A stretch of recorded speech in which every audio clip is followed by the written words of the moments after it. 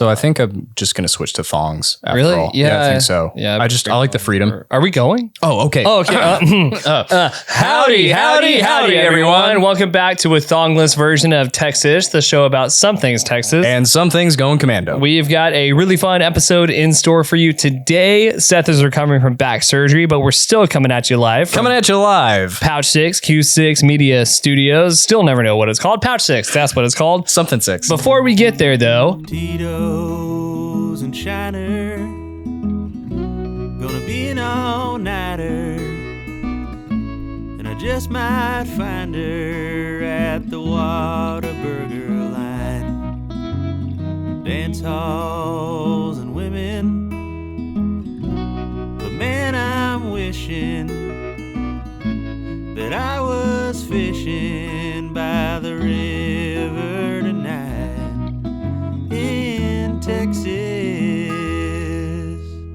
as always, your favorite segment. And ours. You're not sponsors. Not sponsors. They don't sponsor us. They give us zero money. We are over 5K followers on Instagram, and they still don't give us any money for it's weird. any of the clout that we get them. But we're going to keep shouting them out. Seth, who was our first not sponsor for today's episode? Our first not sponsor is influencers.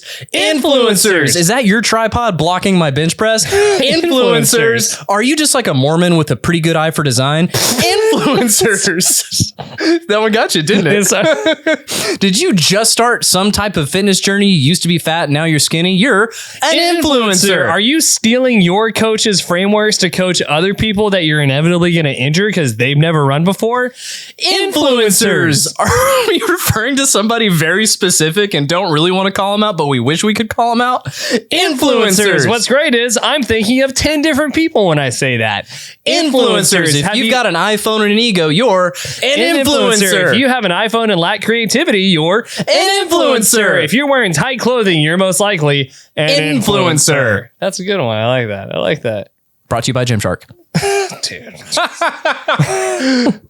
Who's our next not sponsor? They're laughing all the way to the bank. So Yeah, they that's win. true. That's anyway, fair. our other not sponsor for today's episode is the bike lane. The bike lane. Are you going forward and all of a sudden it just ends, putting you in danger? The bike lane. Is it not big enough for a freaking bike to even fit there anyway? The bike lane. Should it just be called the get honked for the rest of your life lane? The bike lane. Is it the bane of my existence? The bike lane. It's really dangerous. The bike lane.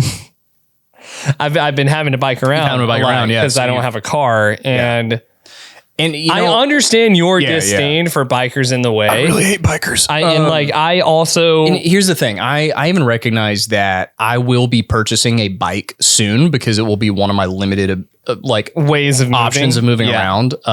So I will become what I hate. And that is the cycle of life. Well, be careful where you go. I know, right? Because Austin is not designed to be. This is not a bike friendly city. Denver, Colorado sucks. It's one of the worst cities on the planet.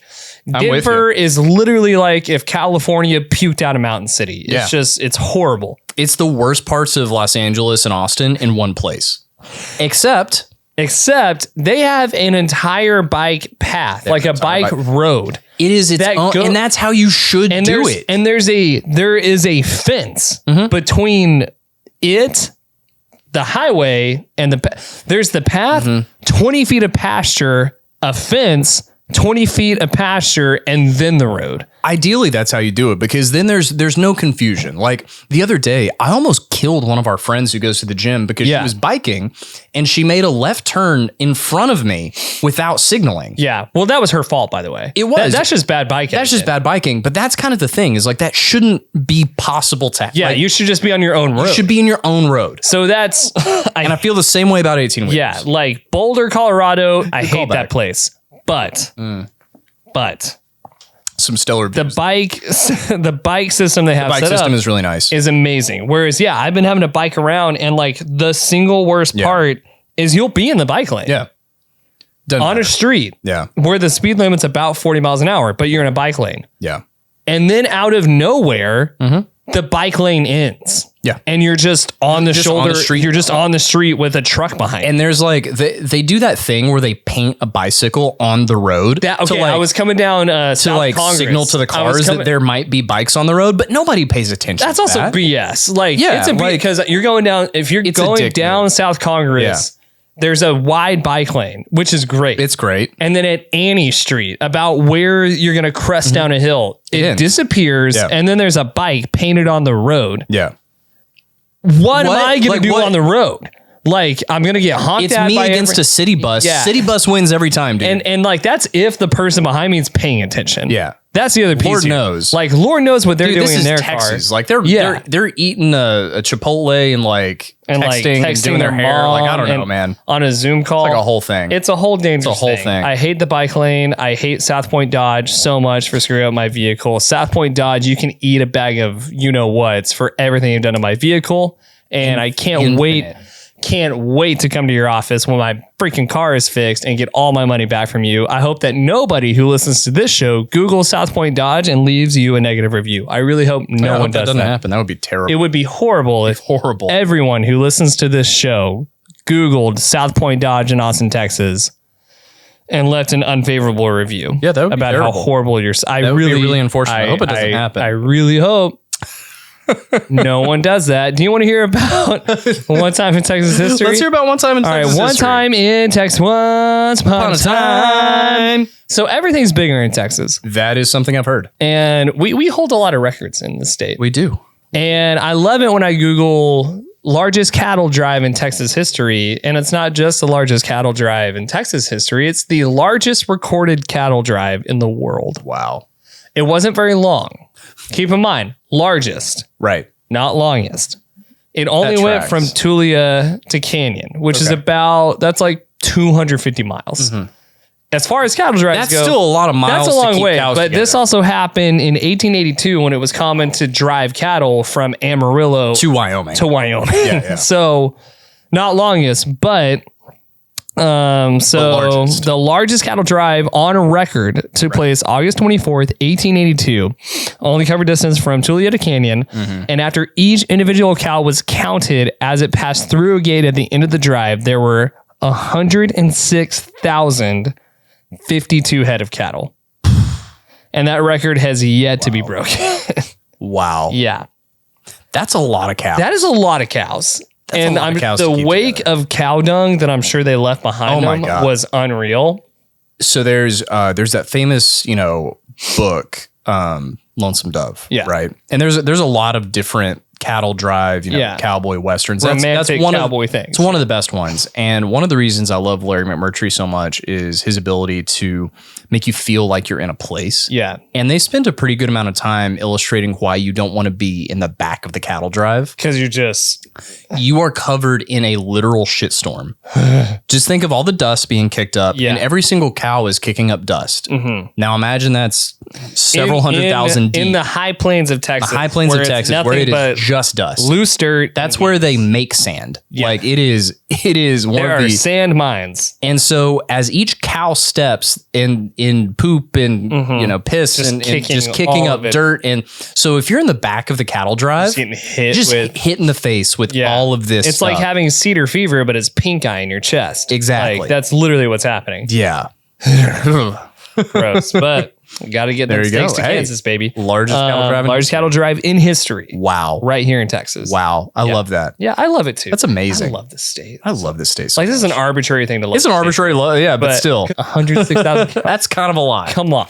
Howdy, y'all. Normally, we bring you our not sponsors, but today we are excited to talk about an actual sponsor, Hydrate by Good On Ya. You can go to goodonaorganic.com to get Hydrate, which is an all-organic hydration powder supplement. It contains only natural organic ingredients and no sugar at all. It's made of lemon juice, coconut water, stevia, and organic sea minerals. This is the best hydration product I personally have ever used. I take it every single day when I wake up and after my sauna, and I feel incredible. Completely organic ingredients. A good friend of ours introduced us to this, and I can't go a day without it. So get yourself some Good On Ya. Get yourself hydrated. Look, it's not the 1920s anymore. Everybody has a business or a startup of some sort, whether it's a side project, whether you've ditched the silver spoon and are going all in on your side hustle to make it a full-blown business, or you have a small business already, but you've hit a plateau in growth and you're trying to find different ways to turn your marketing dollars into legitimate revenue. Well, Creators Collective is here for you. They are a full-service marketing agency offering marketing, branding, logo design, copy, video, social media management, anything custom to your business or your startup or your side hustle that will help you grow your bottom line, grow your brand reach, and just feel like you have the best dang company ever because your marketing assets are frankly better than everybody else in the game. So what you need to do right now is go to creatorscollective.us and contact them to schedule a call and find how Creators Collective can help you grow your business for the long term. That's Creators Collective. Schedule a call and just grow your freaking business with marketing that freaking works. You want to hear about our small town of the week? What's our small town of the week? Our small town of the week is Staples, Texas. Staples, Texas. And I want to be clear because I know where people might go. It's not a Staples like shopping place, not a business that they made into a town. Because we covered some places. We do stuff like that. Texas does stuff like that. This place is called Staples, and it's actually a pretty young little town. It is a city in northeastern Guadalupe County, Texas, United States. In an election held on May 10th, 2008, its residents voted to incorporate the community as a city. So it didn't become an official city until 2008. A total of 125 votes were cast, with 87 in favor of incorporation and 38 against. I wonder what the thought process is of being against it, because there is a reason. I think criminal record. Is that what it is? I think being found, like having an address. Like more people, like just all the things that come with being. I don't want Sharon to find me. Don't incorporate. I came here from New Mexico, so they couldn't know. Like that. That's probably like sure. Drugs. So and so the city had its first election in 2008. Eddie Dafferin, an organizer of the incorporation effort, was elected unopposed as mayor. A total of 7 candidates ran for the 5 alderman positions. Those elected included Carol Webster, who received 70 votes, followed by Ronnie Clark with 67 votes, Bert Bubaranki and William A. York, both winning 52 votes, and Sean Seal with 40. He must suck compared to these people.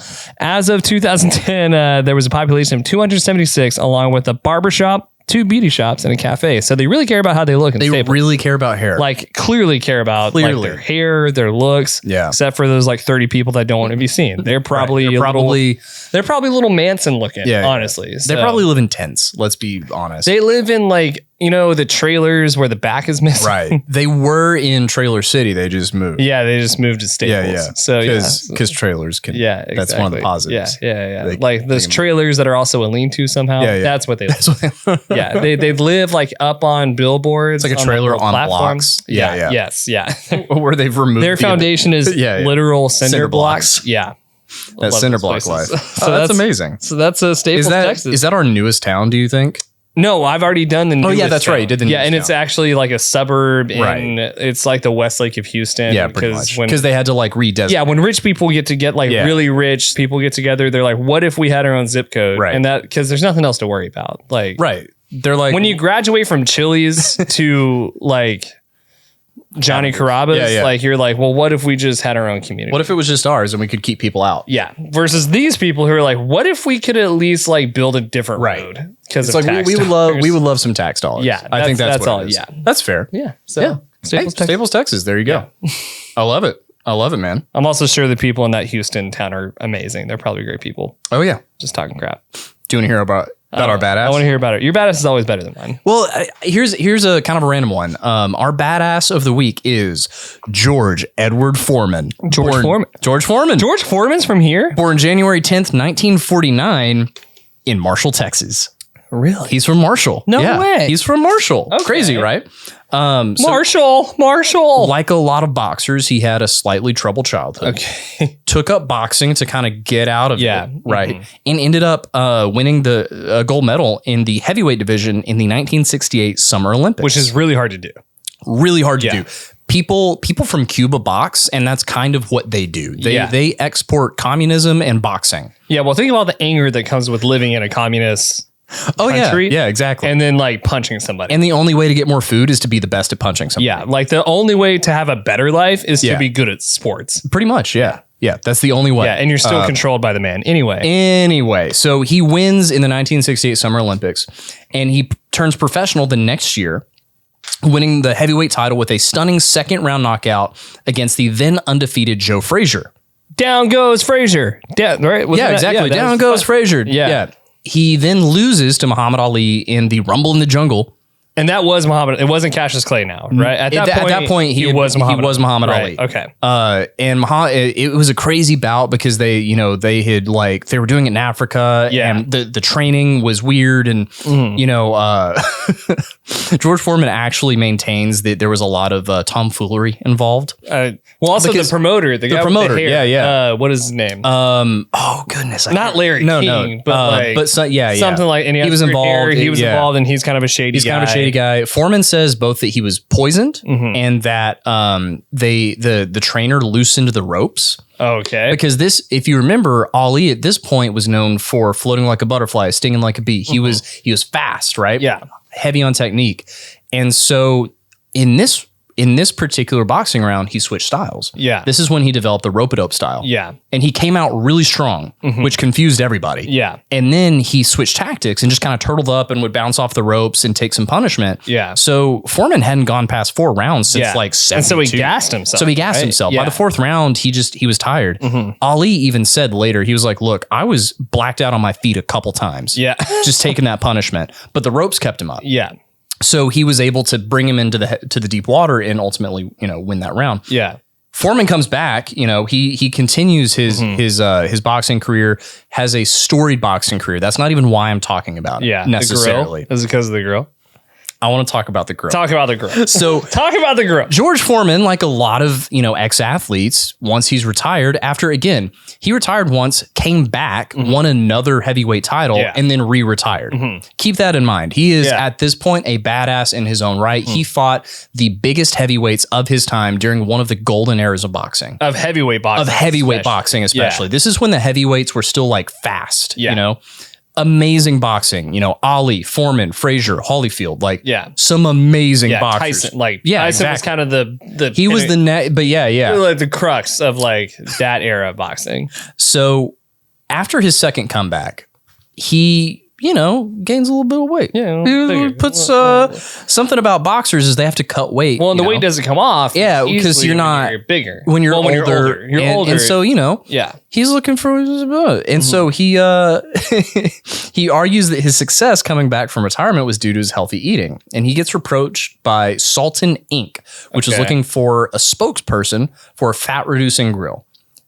As of 2009, fat reducing grill. So if you remember the Foreman grill, the reason that it was a big deal is it was angled and it would drain off all the fat as you cooked your meat. So whatever you were cooking, it would be less fatty, right? Because all the grease would drain off. Even though now we know fats are good. Right. Good fats are good. Good fats are good. Anyway. But either way, you are reducing total calories. Yeah. And by, not allowing whatever's cooking to maintain whatever fat is there, right? Okay. You're draining most of that out. Yeah. So as of 2009, the George Foreman grill has sold over 100 million units. And although Foreman never actually confirmed how much money he got from it, Sultan paid him $138 million in 1999 for the right to use his name. And prior to that, he was paid about 40% of the profits on each grill sold, earning him $4.5 million a month in payouts at the peak, yielding an estimated total of over $200 million just from the endorsement through 2011. Substantially more than he ever earned as a boxer. So it's safe to say he made close to, if not more than $1 billion. Potentially on the George Foreman. And that's like, that's pre-taxes, but like they kill you on the taxes. What are taxes on? The taxes are basically, no, hold on. Taxes are basically the George Foreman grill of the American government. They take your money and they press it between these two plates, and all the excess drips out. Comes off. So that by the time you get to eat your money, it's a little flavorless. Dry. It's just dry and not as good as it could have been. Not as good as it could have been. They got political. Controversy. Did they start as the small ones too, or was that a later edition of the grill? I believe they started a little larger than what you ultimately. Because when you said they were fat reducing, I was like, is it because they were smaller? No, it's literally because they're angled. Because they're angled. That's crazy. Yeah, and they're non-stick, so you don't have to use any additional fat. The dumbest thing I've ever heard. But I know, but the other thing that I do want to bring up that I think is interesting is Foreman had a life-changing event in 1977. Okay. After knocking out Pedro Augusto in 4 rounds in Florida, he flew to Puerto Rico a day before the flight without giving himself time to acclimatize. His opponent was the skill boxer Jimmy Young, who had beaten Ron Lyle and lost a very controversial. So Foreman fought cautiously and ultimately gets ill. Okay, during the fight? Like he has a near-death experience after, because he's fought recently, he flies, and he's like dehydrated. Okay. So he becomes ill in his dressing room after the fight and was suffering from heat stroke. He had a near-death experience, and he spoke after the fact about being transported into a hellish, frightening place of nothingness and despair, and realized he was in the midst of death. Though not yet religious, he pleaded with God to help him and explained that he sensed God asking him to change his life and his ways. When he said, "I don't care if this is death, I still believe there is a God," he came out of it. And Foreman becomes not just a born-again Christian, but eventually becomes an ordained minister. Really? And he started preaching on street corners before becoming a reverend at the Church of the Lord of Jesus Christ in Houston. Okay. And devoting himself to his family and congregation. Aw. Yeah. I love that. Yeah. So like Foreman is this crazy athlete, right? Yeah. Who goes through all the trials and tribulations of somebody in that era that we know would have gone through. Yeah.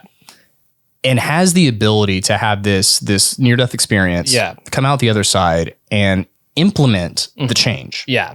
Because how many people have had these experiences and just like go back to whatever they were doing? Look, they'll even say, "I'm going to change," and then they're just the same. And one of the things that I thought was kind of cool is that he makes these changes and then gets the George Foreman grill endorsement. Yeah. When he's implemented all of these changes into his life, so that by the time that money comes around, like a lot of boxers, just it's in and out, right? Yeah. But he's able to kind of keep it because he's reestablished who he is and how he and like operates. his priorities. Yeah, exactly. So I just think, shout out to George Foreman. Shout out to George Foreman. Really amazing boxer, Great athlete. jaw. Just can take it. Just giant hands. Mean right hook. Mean right hook, yeah. Apparently help people lose weight with an oddly shaped grill. I get it. I mean, more than anything, like he started from nothing in Marshall, Texas. Yeah. And built himself an empire. And I think that's awesome. So badass of the week, George Foreman. Love it. George Foreman, we salute you. And now for our every other weekly segment. Which we just love doing. This one's for us, but we're going to keep... Until Saturday Night Live Weekend Update is actually good again. We're going to keep doing it. Which I think means we're going to always do it. Yeah, because how is that something else? Anyway. I don't know. Anyway. All right. You ready? All right. In a playoff game against the Buccaneers, Cowboys kicker Brett Maher missed 4 field goals in a row, a record in the NFL. Not the first time he's missed high and to the right, said his wife. Sports fan Greg Abbott trolled the Cowboys on Twitter, joking that even he could have done a better job than the kicker Brett Maher. Maher, seen here with what looks like a wheelchair tire and a power drill, declined to comment. By the way, Abbott saying that or tweeting that, hey man, I put it on my Instagram story. I'm saying it right here. I retract every apology I've ever made about any Abbott joke I've ever made. I want to point out I've never apologized because I think they're hilarious. Well, I have because I felt bad, but now I don't. Hey man, he's in on it. I mean, he rolled away with it. Let's just say the wheels are off. Last week, a government-backed food pyramid was released saying that Lucky Charms are better for your health than meat. We beg to differ, said bottoms across the country. I'm just imagining like the government funding the study and some small green suited man handing in the results and being like, I don't know what happened. Lucky Charms seem to be more delicious than steak. In the marshmallows, there's more protein in it. I don't even know what that's in. I don't know what happened. Ewan McGregor was just like, someone paid me to be here. All right. Text up. Yeah. An airplane crash landed on a highway outside of Houston this past weekend. Actor Dwayne "The Rock" Johnson commented, "Don't worry, Fast and the Furious, bigger in Texas, won't stop filming for anything." That's a really good joke. I really like that one. Okay. Awesome. We're going to stay on our phones for a little bit. Texas update. That was the Texas update. Greg Abbott won Texas update this week. He really did win. He really, I feel bad for the kicker because that's an all-time roast. And that was, I think he legitimately is experiencing the yips, which is a real thing. It's a real thing. And it's really unfortunate. But if you can get Abbott to make a quadriplegic joke about himself, yeah, I think it's kind of worth it. I think it's kind of worth it. His career is kind of worth it. All right. We're going to go over some comments. Okay. Because for those of you who don't know, and how could you not? Yeah, if you're listening, you probably are aware. So we made some jokes about tattoos, and specifically liberal and conservative tattoos. Not necessarily anything other than our normal off the cuff, not sponsored off type the stuff. cuff, completely not serious. Like, between you and me, like this is not one of the ones I thought would. No, sometimes I'm like, this one I feel like might get more than another one. Yeah, which we're usually wrong. We're usually wrong anyway, so I shouldn't be surprised. What was surprising is conservative tattoos did pretty good. Yeah. Liberal tattoos explode. Well, and it's funny because what we've experienced is people share the reels they like. Yes. So there's like a lot of shares. There's a lot of shares of that reel. Absolutely. And there's currently over 6. Oh, it's making noise. That's fine. There are over 600 comments on this one video. Oh yeah. Like what the heck? And they're pretty insane. Some of them are nuts. So we're just gonna let's just scroll down. Let's why don't you pull in one that you think is pretty funny? I like this is a new one I haven't even read. It was from guys with Punisher tattoos and F-150s that sell software out of Fort Worth start a podcast so the parents will be proud. And this is their best segment. Still waiting on the punchline here, boys.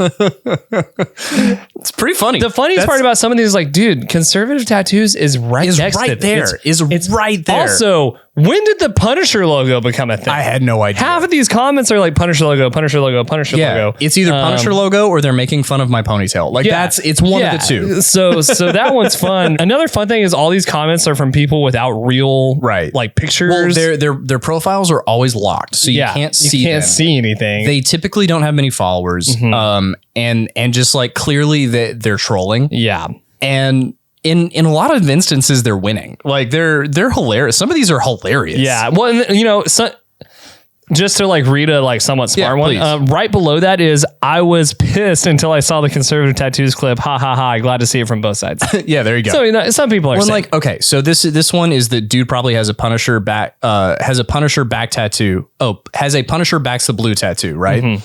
And you've gotten pretty good at like just being like, oh, thanks for the view. And I enjoy the way that you're leading to more engagement because you comment, how'd you know? Thanks for the view.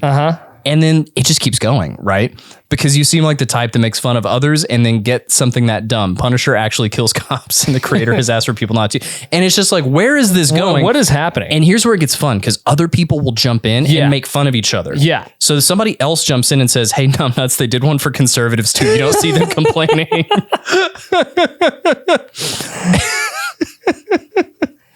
It's like, okay. And then I'm trying to find the thread, but they also latched on to the Santa Cruz tribute. Well, it's I have one right here. Okay, cool. Go. Where's it? Wait, I had it in the. Oh yeah. Can we talk about? Can we talk about ponytails? It's a man bun. Can we talk about ponytails knockoff Santa Cruz shirt design? And we went back and forth for a minute. Yeah, and like they were just pissed, weren't they? Yeah, they just like wouldn't. Like let it go, be a thing. So that one was fun. I liked. I don't like that I know who the girl is with a foreign language tattoo.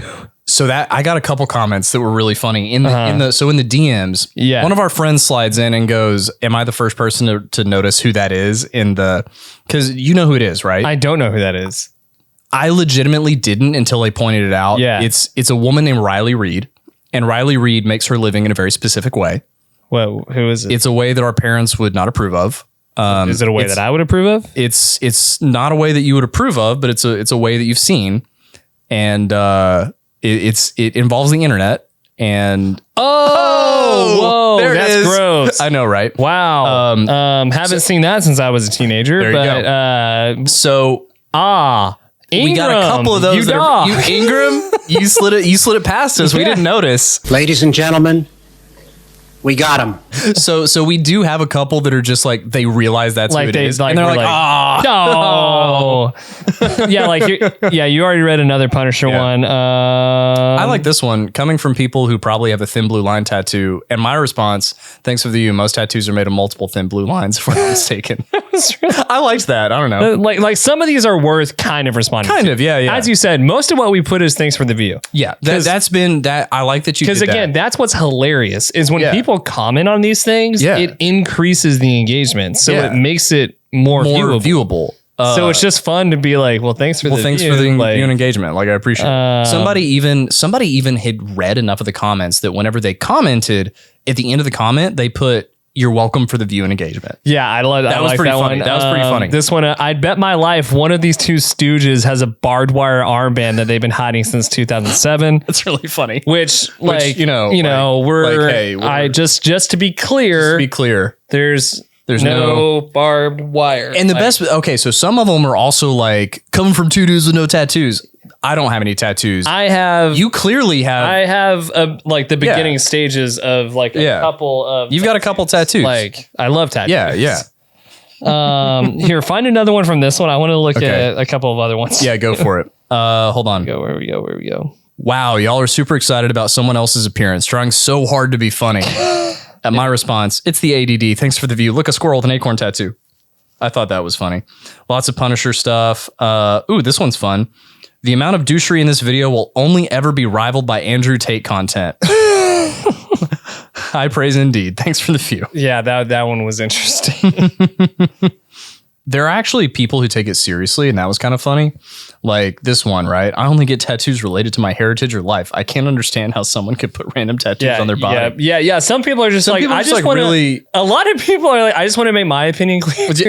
And it's obviously more about who's commenting and just commenting on those people. Yeah. I mean, and again, this is fun for me and you because we don't really pay attention to this stuff and we don't care. And that's what makes doing a podcast interesting. Oh, yeah. Because now we're kind of thrust into this world.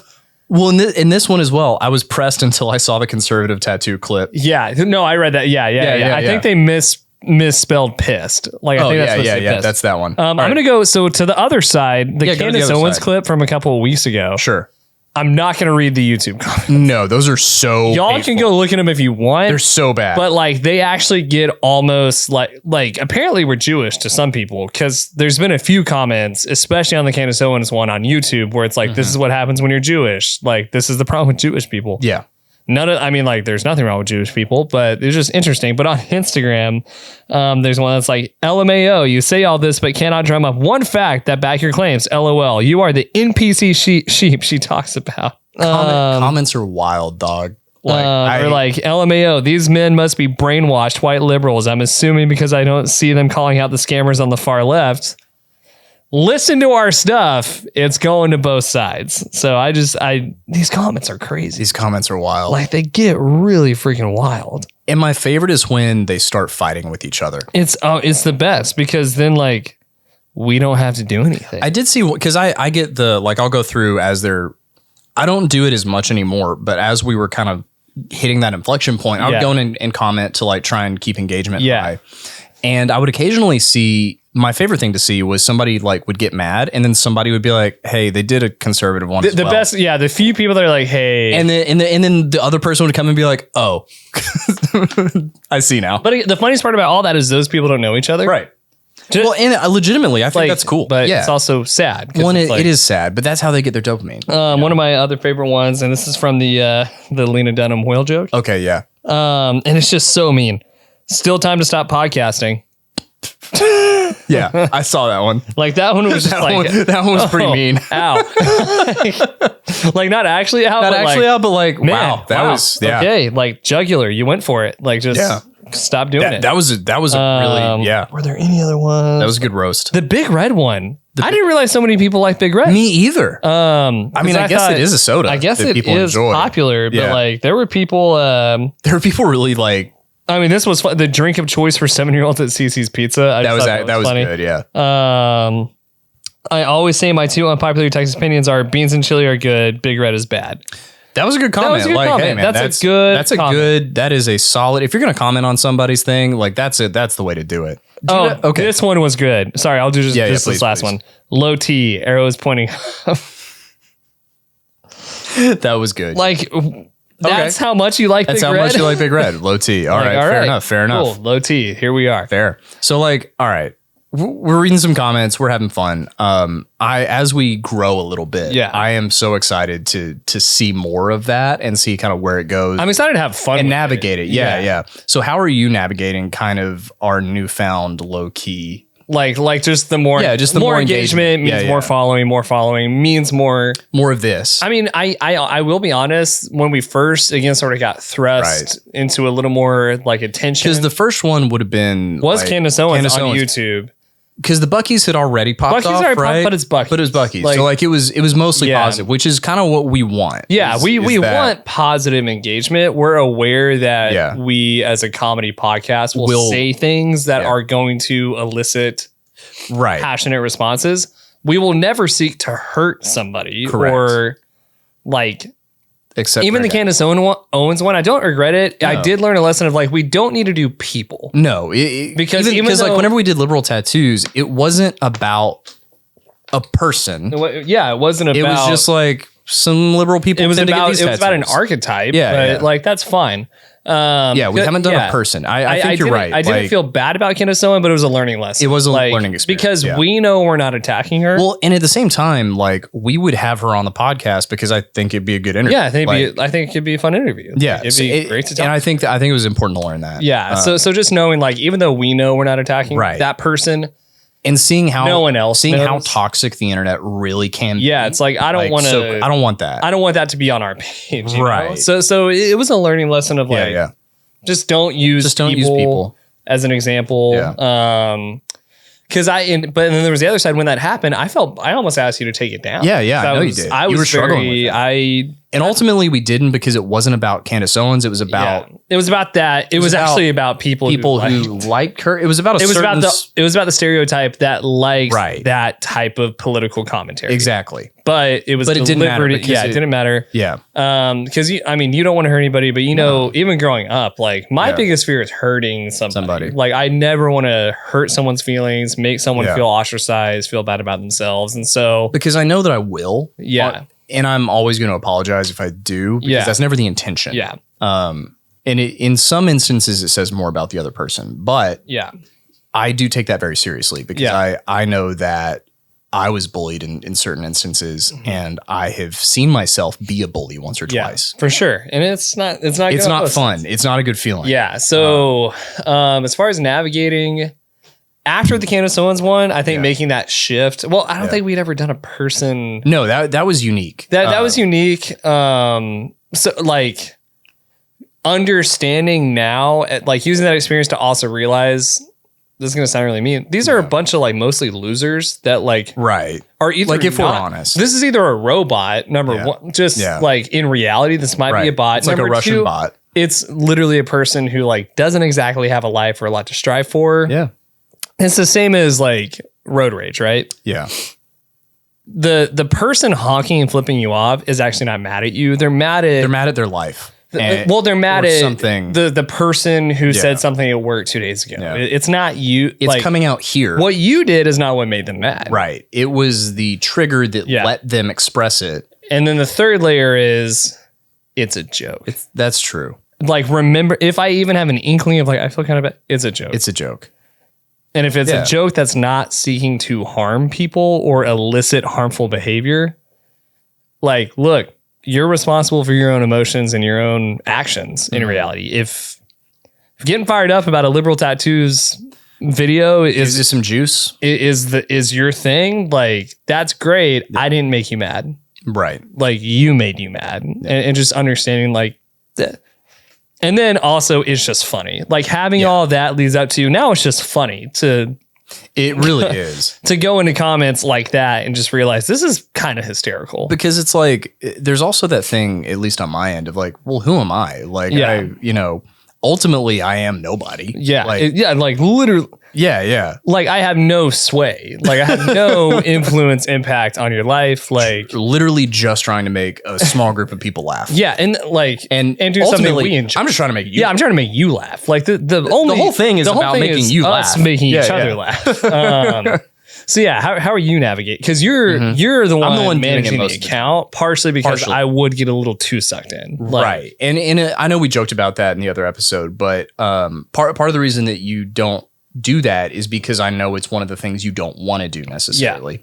Yeah. So me navigating it is a little different. Yeah. Because I was able to be like, look, this is a business. Like this is a fun thing that we do on the side. Yeah. It is not serious. I will not take people's comments about it seriously. And also, how could you take them seriously? And how could I after all the misspellings? Yeah. But after all the time. my favorite thing is just to go in and write like your. Yeah. You know? Your TOO.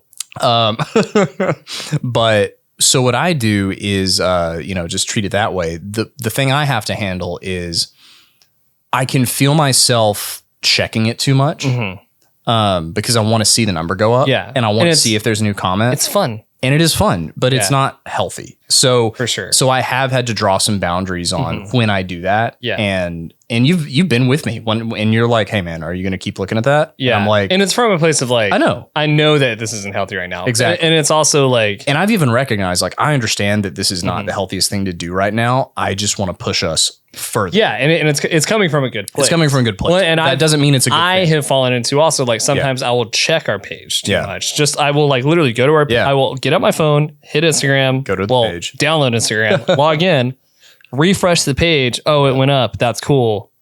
Delete Instagram, put my phone back. And it's like, that's like also that's just too many steps. Like, well that's part of why I don't keep it on because it makes it annoying. But knowing like, I have to, because we do this for us and we do this because it's fun, but that doesn't mean it's not nice to see that more people are enjoying it because we're making a thing. Like, it's validation, right? Yeah. Like, would we do this without the cameras and the microphones? Yeah, we would on some level. We would be in the sauna, just not here. Just not here. Yeah, like that. At this stupid studio, this ugly, low tech operation.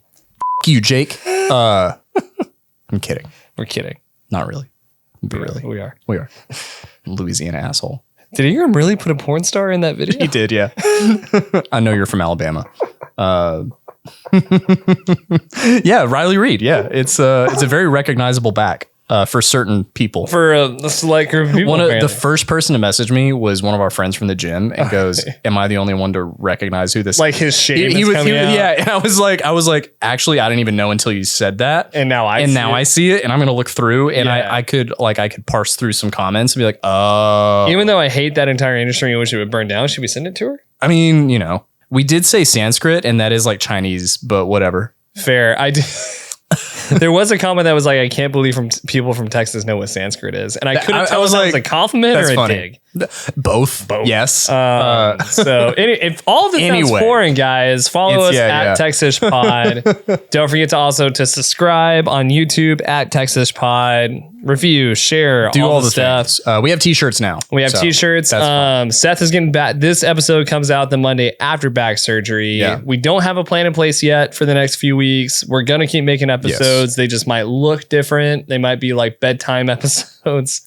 I should be able to be back in the studio. Yeah. Standing up. Right? I can sit for periods of time. Yeah. We will figure it out is the answer. All I'm saying is episodes will come out. We might have a few that look different. We might not. We'll see. We'll see. Yeah. But thank you all for tuning in. Yeah. Thank you all for the view.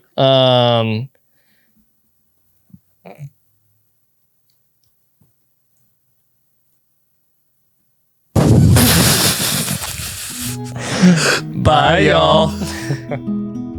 Howdy, everyone. Thank you so much for enjoying this episode of Texish. If you liked it, subscribe. That way, anytime new reels or new episodes come out, you'll be the first one to know. It'd also, frankly, help us keep doing something that we love. We hope you love it too.